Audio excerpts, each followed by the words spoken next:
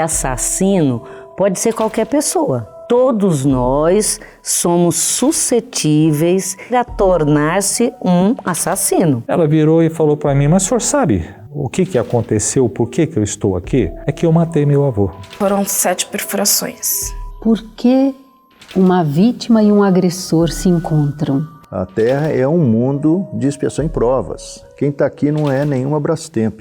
Ao contrário de monstros no armário ou do bicho-papão debaixo da cama, existem criaturas reais que estão à espreita nos lugares mais inesperados. Mas, e se eu te disser que esses seres malignos, que têm a capacidade de tirar a vida de uma pessoa inocente, não são de outro planeta, mas sim daqui e podem ser nós mesmos? O programa de hoje vai falar sobre assassinos. O que nos diferencia de um psicopata? Qual será a consequência espiritual pro assassino quando desencarna? Vem comigo que a gente te mostra as respostas destas e outras questões.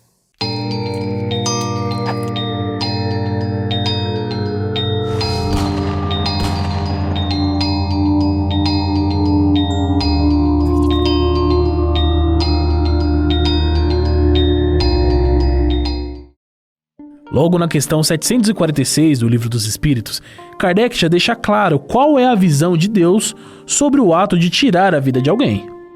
É crime aos olhos de Deus o assassinato?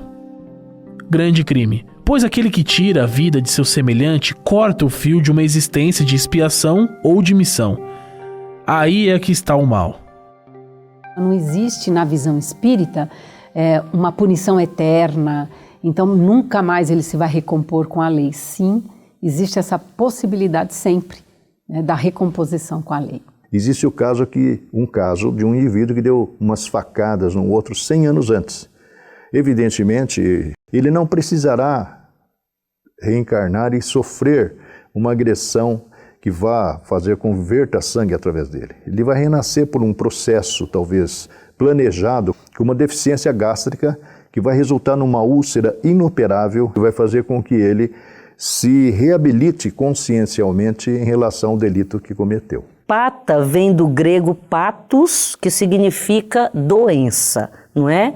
Psi é mente. Então, uma pessoa que é diagnosticada com algum tipo de psicopatia, ela pode ter já um déficit moral que se externaliza através das suas ações, através dos seus pensamentos, das suas atitudes, das suas posturas. Antônio Collado atua em presídios e fundações destinadas a menores infratores. A sua missão do dia a dia é trazer evangelização, lidando muitas vezes diretamente com pessoas que foram presas por tirar a vida de alguém. Quando você vai trabalhar dentro da Fundação Casa, com aquelas crianças, você vai encontrar ali um terreno bastante infértil em termos de conhecimento, de estrutura familiar. E muitos deles, eles simplesmente não têm uma base religiosa, não têm uma base, uma filosofia de vida.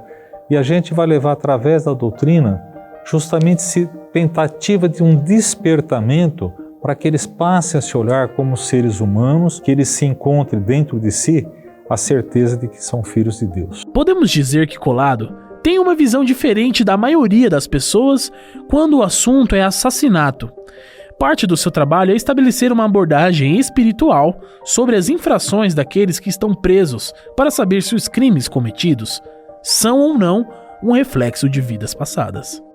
Essas crianças, esses meninos, e mesmo dentro do presídio, que a gente gosta muito de julgar, tem muito medo, mas na realidade eles têm um padrão de vida, uma forma de vida, o mundo que eles cresceram é algo que a gente não conhece e não imagina que existe. Quem de nós aqui podemos dizer que a gente pode voltar, não falo nem encarnações passadas, nesta própria encarnação, que a gente realmente não tenha nada a esconder, não tenha nada realmente que nos faça remorso. Então, para que a gente faça esse trabalho, primeira coisa, não julgue. Veja ali um espírito que está simplesmente precisando de ajuda. O planeta Terra seria um planeta de expiação e provas em transição para a condição de mundo de regeneração. Antes dele só existe o mundo primitivo. Espíritos de elevado padrão espiritual, espíritos superiores, estão reencarnados para auxiliar no progresso da Terra. Ao mesmo tempo, foi dada uma oportunidade de espíritos ainda muito raivosos, encrudecidos, ainda no início da evolução espiritual, foi dada uma oportunidade deles estarem juntos, de uma oportunidade deles se transformarem. Assassino pode ser qualquer pessoa, não é? Todos nós somos suscetíveis de vivenciar tudo que é típico da dimensão humana. Então, eu, você e todas as pessoas estão suscetíveis de vir a tornar-se um assassino. Após alguns anos realizando esse trabalho em penitenciárias, Antônio nos conta alguns casos que o marcaram para sempre. Tem algumas histórias que nos fazem pensar bastante. Uma das que mexeu muito comigo no começo foi uma menina, por volta mais ou menos uns 15 anos, uma menina muito bonita, tá? Inteligente. E um dia ela veio me procurar dizendo o seguinte: olha, senhor Antônio, minha mãe veio me visitar e ela trouxe uma carta do meu avô, pedindo perdão para mim e que ele também me perdoava. Eu falei, legal, eu não sabia qual era a história, né? Ele falou, mas ele morreu. E essa carta ele psicografou. Ela virou e falou para mim, mas o senhor sabe o que aconteceu, por que eu estou aqui? Eu falei, não, é que eu matei meu avô. Ela matou o avô porque ela não aguentava mais ser estuprada. E esse, infelizmente, não é o único caso de uma jovem que assassinou seus responsáveis. O caso Suzane von Richthofen chocou o país em outubro de 2002. Nesses casos, podemos dizer que esse crime envolve uma expiação ou, na verdade, foi uma decisão tomada com base na moral distorcida de Suzane? Então, na realidade, a lei da afinidade também funciona entre os que se odeiam, que fez com que ela, talvez fugindo às ordens dos pais, se aproximasse daquele indivíduo que depois trouxe o irmão e, juntamente com eles, acabou executando a maldade que fez. Se ela estava em desequilíbrio, ela pode ter entrado em sintonia com espíritos que estão vibrando naquela faixa. Existe, às vezes, uma turba de espíritos sequiosos de vingança, esperando assim a pisada em falso para empurrar a pessoa para o erro e para o comprometimento. Uma personalidade psicopata não se restringe ao assassino em série. Um psicopata pode ser uma pessoa simpática e de expressões sensatas e, mesmo assim, não vacila ao cometer um crime quando lhe convém. Esse tipo de comportamento violento é relacionado com a ocorrência de delinquência, crimes, falta de remorso e dominância. De maneira geral, nos homens o transtorno tende a ser mais evidente antes dos 15 anos de idade. E nas mulheres, normalmente se manifesta por volta dos 18 anos e geralmente acompanha por toda a vida. Só em 2016, mais de 62 mil pessoas foram assassinadas no Brasil. Os dados são do Ministério da Saúde e foram publicados pelo Instituto de Pesquisa Econômica Aplicada. Já em 2017, nós chegamos a mais de 65 mil assassinatos por ano. A taxa de homicídios no Brasil corresponde a 30 vezes a da Europa. O país soma 553 mil pessoas assassinadas nos últimos 10 anos. Infelizmente, a tia e também madrinha de Sheila, Eva Helena, entrou para essa estatística. Ela nos conta como perdeu uma pessoa tão amada por toda a família. Eu tenho um primo que ele é usuário de droga. Ele foi embora pro Rio, né, que é onde a mãe dele morava. E ela ficou sabendo, então com a desculpa dela arrumar o cabelo, ela foi para lá. Pra tentar conversar com ele, pra talvez ele voltar aqui pra São Paulo, pra evitar que acontecesse o pior com ele. No entanto, o pior acabou acontecendo. Eva foi encontrada morta dentro do apartamento de sua irmã, depois de 3 dias. Foi o sobrinho dela, foi meu primo. Ela foi assassinada a facadas. Se não me engano, foram 7 perfurações. Tudo que você repete com uma determinada intensidade, com uma certa regularidade, vai condicionar você. Então, se você nasce num ambiente e você convive durante um bom período, vendo pessoas matarem, pessoas armadas, cenas de violência, tudo aquilo passa a ser algo comum. Geralmente, quem vivencia esse tipo de perda, ela fica muito tempo na fase da revolta. É normal, porque pelo tipo de morte. Você ficar sabendo da forma que aconteceu, como aconteceu, você imagina a pessoa sofrendo, pedindo socorro, agonizando, porque a gente não sabe, assim, pelo que os legistas falaram, ela agonizou por muitas horas. A gente acha que acontece com qualquer um, menos na nossa própria família. É muito dolorido.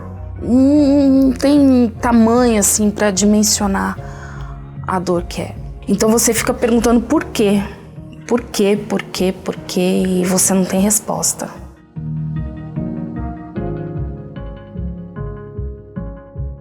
Isso nos faz pensar, mesmo com a evolução crescente no intelecto geral da população do século XXI, por que ainda somos capazes de tantas atrocidades? São desenvolvimentos diferentes. Sabe quando você estuda português e matemática?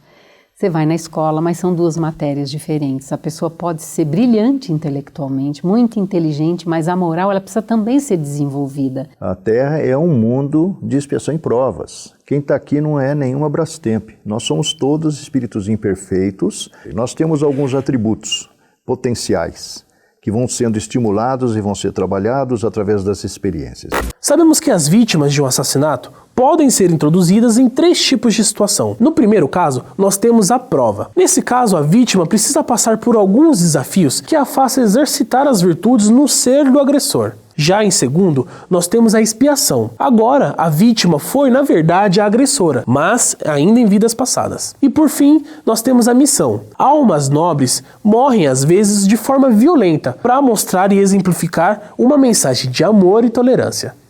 Será esse o caso de Jesus Cristo? Já que não havia erros ou mesmo aprendizados que justificasse passar por tudo o que passou ainda em vida? Se nós acreditamos que Jesus é o governador da Terra, ele trouxe uma forma de ver e valores que as pessoas da época entenderam que era melhor matá-lo. Falar sobre Jesus é mais ou menos como Emmanuel respondeu a Chico Xavier, é como querer olhar o sol com os olhos desprotegidos, a gente não consegue entender. Nós vamos vendo que os espíritos que ali estavam muito aquém daquilo que Jesus representava. Nós acreditamos realmente que Jesus é o modelo mais perfeito que já passou por aqui. Quando nós reencarnamos num grupo de espíritos, vai ter um ou outro que está num patamar diferenciado para poder trazer aqueles outros um patamar mais acima, digamos assim.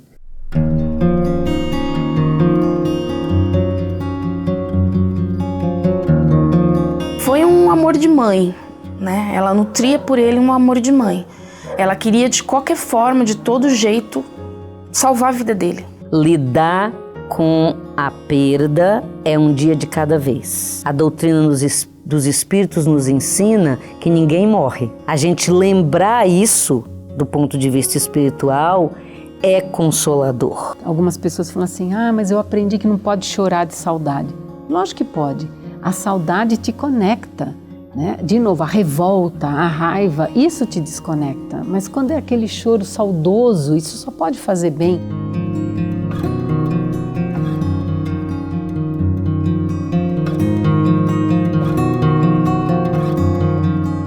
Apesar dos dados parecerem desanimadores, nós já passamos por momentos muito piores na história da humanidade. O importante é como nós agimos diante das adversidades de um mundo de provas e expiações. Quer começar aos pouquinhos mudando o mundo à sua volta? Então se inscreva no canal da TV Mundo Maior. Assim você consegue passar para frente a mensagem do Consolador Prometido. Eu vou deixar aqui do lado a playlist com nossos outros vídeos. A gente se vê mês que vem. Tchau, tchau.